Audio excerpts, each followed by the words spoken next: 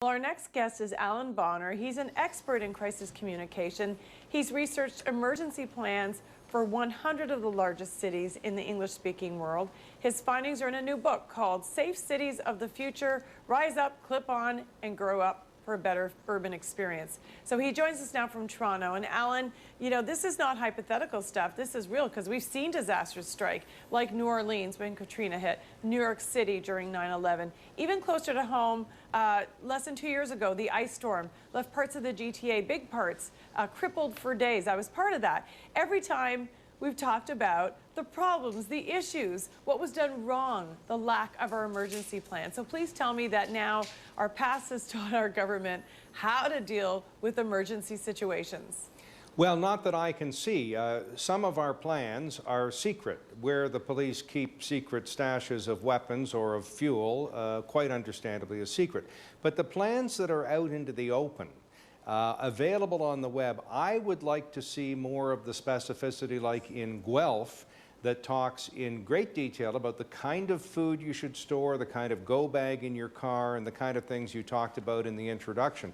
Most of the plans are perfunctory. I mean, Mississauga, the site of the largest peacetime evacuation in North America to that date, has 40 to 60 pages of roles and responsibilities and 7 pages of lists of people who contributed to the plan. You'd never wade through all that stuff. You'd burn out your toner and your crisis would be over by the time you even read it. So a number of plans acknowledge that we don't have a uniform method of approaching this in Ontario, and that's dangerous. What about Toronto or maybe even Hamilton in terms of slightly bigger cities in our area? What were your findings there?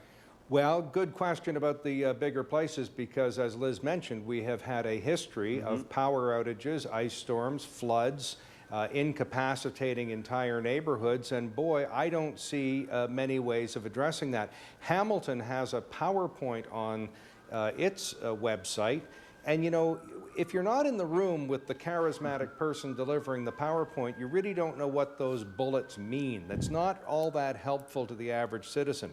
Toronto has a half a page about how difficult it's going to be to make the evacuation decision, but it doesn't tell us something as simple as where do you go? How do you get there? Where does a city bus run out of fuel? What's there when you get there? In some cities, they talk about the number of bus drivers. Kansas City, for example, they've enumerated the number of bus drivers, the number of buses. Guess what? There are too many buses for too few bus drivers, and we're going to be in trouble. I wondered in our power outages why we didn't get those hot dog vendors on the street and turn a power outage into a street party for at least a couple of hours and feed a few people. It's really a no-brainer. Yeah, you mentioned the power outage. I'm also thinking of the TTC, which had its communication failure a couple of weeks ago. All of a sudden, there's no transit in the biggest city in the country. So it's one thing to imagine a storm coming through and the whole city is somehow in chaos, but when it's just one company like the TTC or like Hydro, how do we ensure that they're prepared to communicate with the public, to have backup plans, to suggest ways to come up with power if you don't have power in your home or water? Well, one of the problems is emergency preparedness does not have a constituency out there. No politician is going to campaign on a ticket that says, I'm going to figure out how to evacuate this place more quickly than any other city in North America. So we turn a blind eye and close our ears to this. But the TTC is a great example. You can't hear the announcements. There's somebody behind the glass whom you can't hear.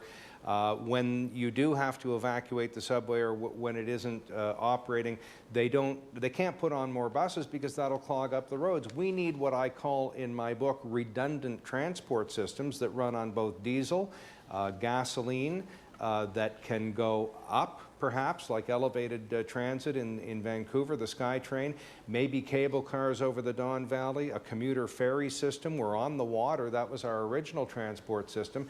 Again, this will cost money, but it will save lives. It'll be a tourist attraction. It could serve the Pan Am Games very well. So I think we need a little more creativity. Does a city need mass-scale emergency in order to then be prepared for it? Or can they be actually prepared if nothing's happened just through drills and whatnot?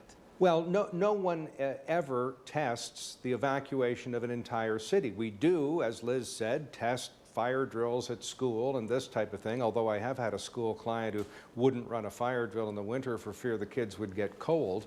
But we really cannot test evacuating an entire city one weekend just for fun.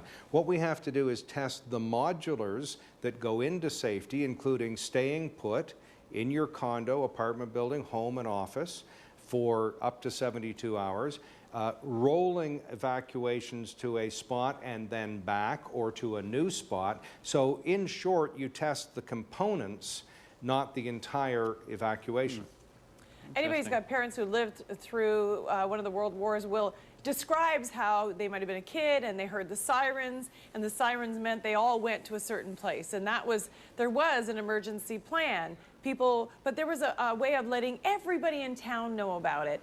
Do we have those kinds of speakers? I mean, I've never looked, but is there a way to tell everybody on every street corner quickly and easily that there is an emergency, something's headed our way?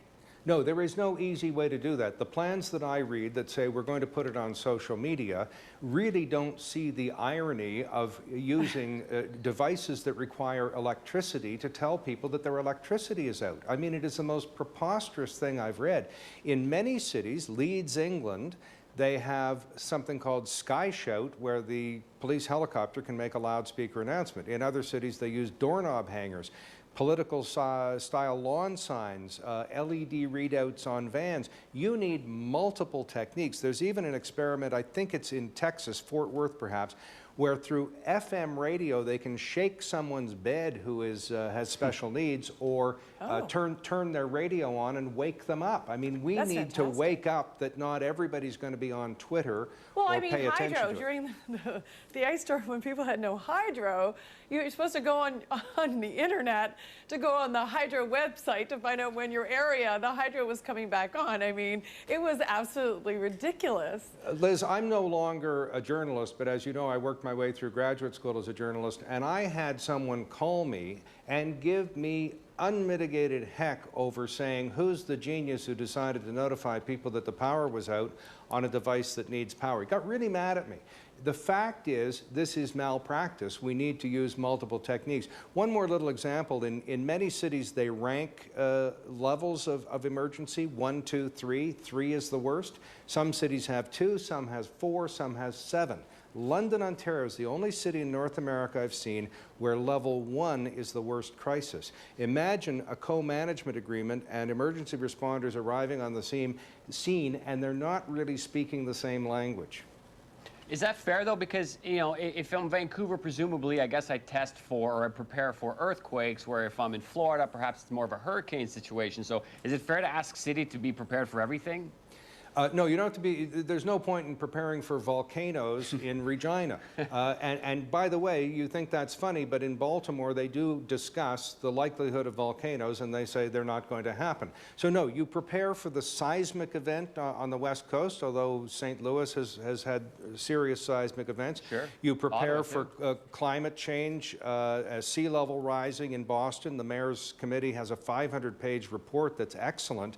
But terminology such as levels of crisis or what you call emergency responders really needs to be more standardized throughout the community while you're preparing for different events. And I mean, communication has got to be paramount. It's like nothing, if you can't communicate it, then it's no good. Nobody will know where to go, what to do. Your new book is called Safer Cities of the Future, Rise Up, Clip On, and Grow Out for a Better Urban Experience. I got to read it to find out what the clip on, grow out means, because I don't know what it means, but that's Allan Bonner. Thanks for being with us. Thanks, Allan.